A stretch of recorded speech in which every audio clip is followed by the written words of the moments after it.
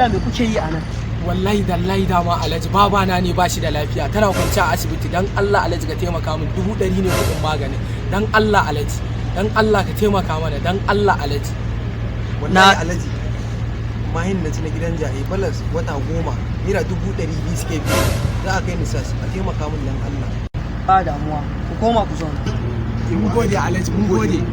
Yanzu na ji duk matsalolin kun san ni Allah ya yi ni ka ji ana Alhaji Idris ne zan taimake ku yawwa saboda Allah ya yi ni ba na ganin talaka a wani halin tsani ko shugabannin nan da suke ganin talaka su wulakanta shi ba san muna kokari iya bakin kokarin mu kaga dai ni ba ni ce da dukiyar nan babana ne amma taimakon da nake babana ma baya yin shi saboda haka yanzu zan taimake ku baka da shakka nawa kace kana bukata 100 an baka miliyan da Allah ya saka da alkhairi Alhaji na gode Allah ya saka da Allah ya kai kuma me matsalar ka Mahin na gidan wannan jahi ci balas.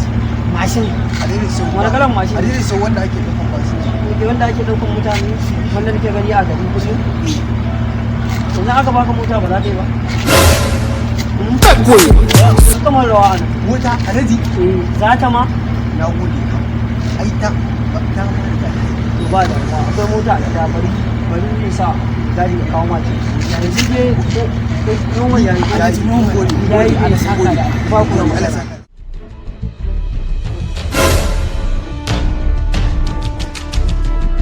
Emi Jamo Piper of Lagos.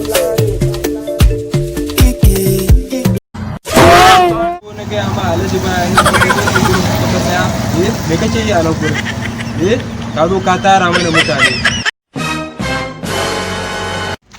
ofisa dan Allah dama wanda faɗin gidan tambare ba maroki ne kullum sai ya zo sau biyu da safe da rana kai Allah isa alƙawarin da